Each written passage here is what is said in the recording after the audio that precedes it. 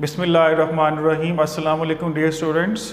कल हमने lecture number 5 में एवेपोरेशन के मुतालिक हमने स्टडी किया था कि एवेपोरेशन क्या होता है और उसको हमने एक्सप्लेन भी किया था और उसमें हमने शॉर्ट क्वेश्चन भी स्टडी किए थे कि evaporation is a cooling process, evaporation depends on temperature और फिर उसके फैक्टर्स की बात करना चाह रहे थे।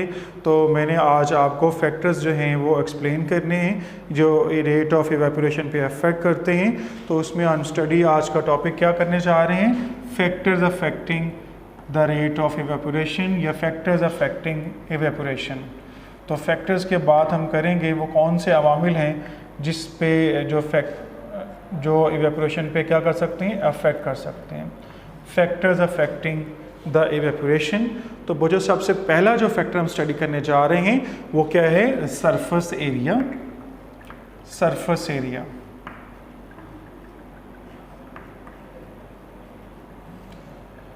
वो जो सरफेस एरिया जैसे मैं सबसे पहले आपके सामने एग्जांपल पुट कर रहा हूँ कि ये आपके पास एक जो है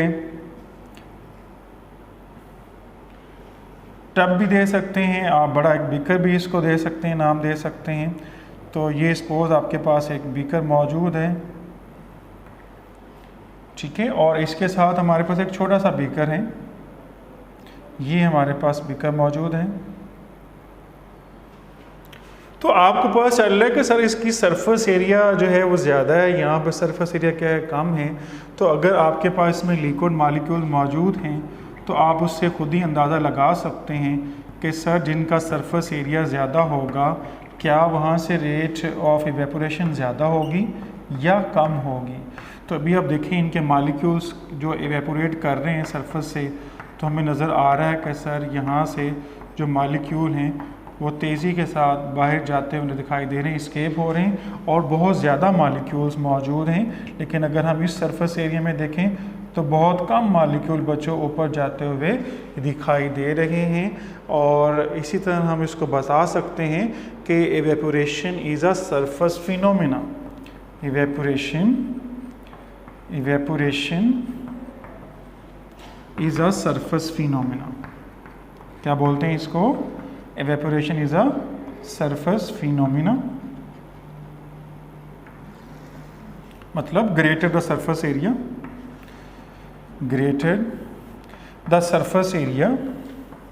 अगर सरफेस एरिया इसका ज़्यादा होगा तो रेट ऑफ एवेपोरेशन क्या होगा, ज़्यादा होगा। सरफेस एरिया अगर क्या होगा, ज़्यादा होगा, greater the surface area greater will be the rate of evaporation, greater will be the rate of evaporation,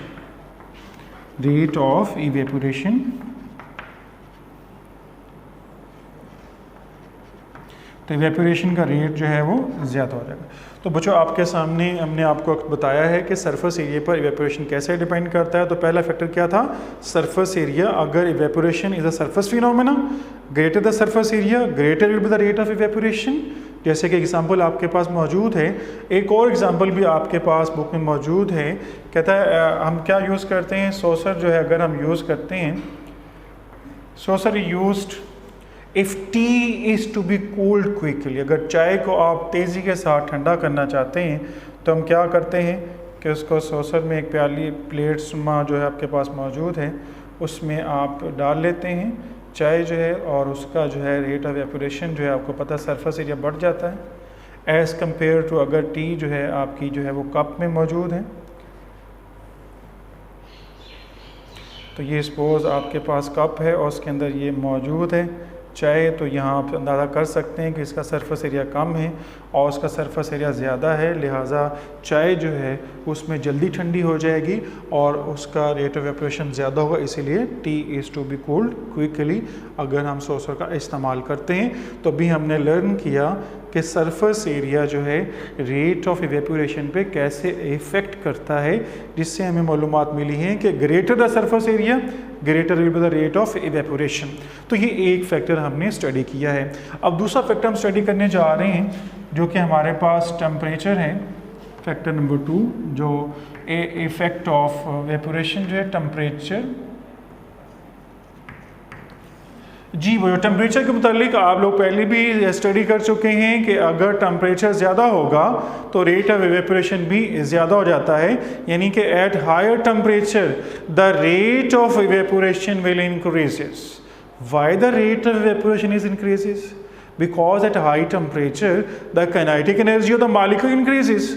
मतलब अगर आप टेम्परेचर को बढ़ाते हैं तो टेम्परेचर से क्या होता है, मॉलिक्यूल तेज़ी से मूव करेंगे, मतलब उनके काइनेटिक एनर्जी में इजाफा हो जाएगा। जब काइनेटिक एनर्जी इतनी ज़्यादा हो जाती है मॉलिक्यूल्स की तो फिर वो क्या करते हैं, इंटर मॉलिक्यूलर फोर्सेस पर ओवरकम करते हैं, डोमिनेट करते हैं और वो फोर्सेस को वीक करके ब्रेक करके जो हैं वो एस्केप हो जाते हैं। तो इसलिए हम क्या कहते हैं कि एट हाई टेम्परेचर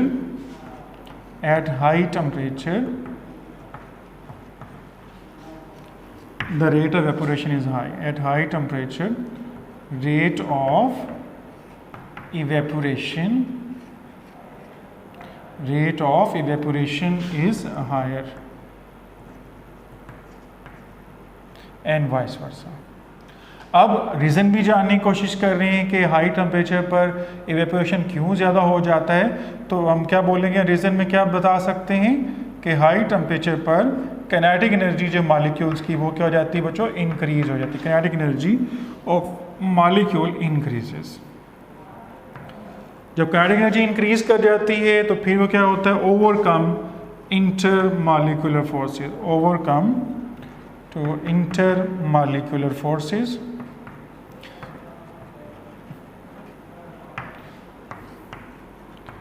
ठीक है, and liquid will be evaporated,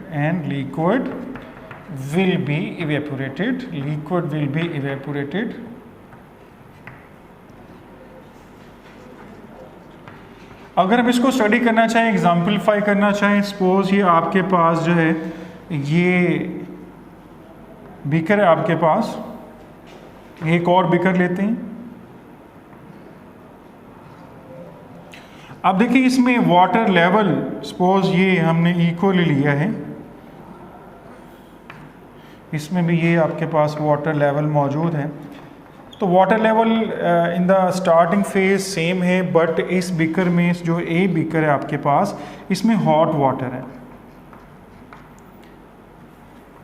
और दूसरे बीकर में क्या है बच्चों आपके पास, कोल्ड वाटर है। अब आप बता सकते हैं कि सर जो हॉट वाटर है उसमें जो मॉलिक्यूल्स की इवेपोरेशन रेट है वो ज़्यादा होगी, ज़्यादा मॉलिक्यूल्स जो हैं इवेपोरेट हो जाएंगे, तो इसीलिए कि इसका वाटर लेवल जो है फॉल कर जाएगा एज कंपेयर टू दिस। तो जिसमें वाटर लेवल फॉल कर रहा है उसमें क्या है, हॉट वाटर आपने यूज़ किया और जिसमें कोल्ड वाटर यूज़ किया उसका वाटर लेवल उतनी जल्दी से फॉल नहीं करता जितना कि हॉट वाटर में फॉल कर रहा है। इसका मतलब कि इसमें टेम्परेचर जो है वो ज़्यादा है और वहाँ पर टेम्परेचर जो है वो कम होता है, इसीलिए ये वाटर लेवल जो है वो फॉल कर जाएगा, वो उतनी जल्दी फॉल नहीं करेगा। तो इसीलिए हम कहते हैं कि अगर टेम्परेचर ज़्यादा होगा तो मॉलिक्यूल्स के काइनेटिक एनर्जी में इजाफा हो जाता है और रेट ऑफ इवेपोरेशन भी इंक्रीज़ हो जाता है। फिर बच्चों लास्ट फैक्टर हम इसमें बात करेंगे, लास्ट फैक्टर की हम बात करने जा रहे हैं और वो फैक्टर कौन सा है बच्चों, इंटर मोलेकुलर फोर्सेस उसको हम कहते हैं। थर्ड फैक्टर आपके पास कौन सा है, इंटर मोलेकुलर फोर्सेस।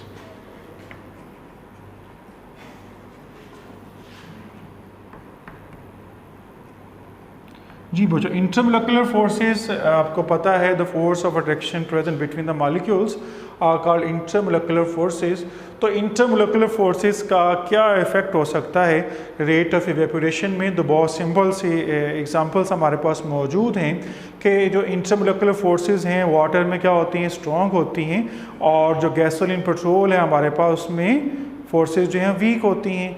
लिहाजा आपको पता है पेट्रोल जो है वो इजीली इवेपोरेट कर जाता है और जो वाटर है वो उतनी आसानी के साथ इवेपोरेट नहीं करता। इसका मतलब ये है कि जिसमें इंटर मॉलिक्यूलर फोर्सेस जो हैं वो स्ट्रॉन्ग होंगी उनका रेट ऑफ इवेपोरेशन क्या होगा, कम होगा, जैसे कि वाटर में है। और जिसमें इंटर मॉलिक्यूलर फोर्सेस वीक होंगी उनका रेट ऑफ इवेपोरेशन क्या होगा, हाई होगा। मतलब हम यूँ कह सकते हैं अगर इंटर मॉलिक्यूलर फोर्सेस क्या होंगे, stronger the inter molecular forces, अगर स्ट्रॉन्ग होंगे inter molecular forces, stronger inter molecular intermolecular forces, अगर आपके पास स्ट्रॉन्ग है मॉलिक्यूल्स में, स्ट्रॉन्ग इंटरमॉलिक्यूलर फोर्सेस जो हैं आपके पास जिन लिक्विड्स में होता है, तो हम क्या राइट करेंगे, हैव लो इवेपोरेशन, इनका इवेपोरेशन रेट क्या होगा, लो होगा, have low rate of evaporation. और बच्चों जिनके पास वीक इंटरमॉलिक्यूलर फोर्सेस होंगी, वीक इंटरमॉलिक्यूलर फोर्सेस, तो उनका रेट ऑफ इवेपोरेशन क्या होगा, हाई होगा। वीक इंटरमॉलिक्यूलर फोर्सेस वालों में क्या होगा, रेट ऑफ इवेपोरेशन जो है high rate of evaporation, high rate of evaporation. तो बच्चों इस फैक्टर में जो हमने स्टडी किया है कि अगर मॉलिक्यूल्स में फोर्सेस क्या होंगी, स्ट्रॉन्ग होंगी, तो उनका रेट ऑफ इवेपोरेशन क्या होगा, लो होगा। और जिन मॉलिक्यूल्स में फोर्सेस जो हैं वो वीक होंगी, उनमें जो रेट ऑफ इवेपोरेशन वो क्या होगा, ज़्यादा होगा। तो यूँ बच्चों ये टॉपिक हमारा कंप्लीट हो गया। एक दफ़ा दोबारा रिव्यू कर लें, एक दफ़ा देख लें कि हमने स्टार्ट लिया था इसके इवेपोरेशन से। इवेपोरेशन को हमने लेक्चर नंबर 5 में स्टडी किया था कि इवेपोरेशन क्या था, the conversion of liquid, the process of changing a liquid into gas phase इस कॉल्ड इवेपोरेशन। और आपने इसको साबित किया कि ये एंडोथर्मिक प्रोसेस होता है, तमाम मॉलिक्यूल की एनर्जी एक जैसी नहीं होती है। और फिर हमने इसमें आपको बताया कि इवेपोरेशन कूलिंग प्रोसेस होता है। और फिर इसके आज हमने फैक्टर्स स्टडी किए लेक्चर नंबर 6 में। तो सरफेस एरिया आपको एक्सप्लेन कर दिया है कि अगर सरफेस एरिया ज़्यादा होगा तो रेट ऑफ इवेपोरेशन क्या होगा, ज़्यादा हो जाएगा। फिर आपको टेम्परेचर के हवाले से एग्जांपल भी दी है हमने कि हाई टेम्परेचर करेंगे तो रेट ऑफ इवेपोरेशन क्या हो जाता है, हाई हो जाता है। अगर लो टेम्परेचर होगा तो रेट ऑफ इवेपोरेशन क्या होगा, लो होगा। उसकी वजह आपको बता दी है कि हाई टेम्परेचर पर काइनेटिक एनर्जी जो है वो बढ़ जाती है और लो टेम्परेचर पर काइनेटिक एनर्जी जो है वो कम होती है। फिर लास्ट आपको बताया गया इंटरमॉलिक्यूलर फोर्सेस का, stronger the intermolecular forces lower will be the rate of evaporation and vice versa. Okay, आज के इस लेक्चर में हमने फैक्टर स्टडी किए हैं इवेपोरेशन के। इंशाल्लाह नेक्स्ट लेक्चर में आपसे दोबारा मुलाकात होगी और वो हम स्टडी करेंगे वेपर प्रेशर को। आज के लिए इतना ही काफ़ी है। अल्लाह हाफ़िज़।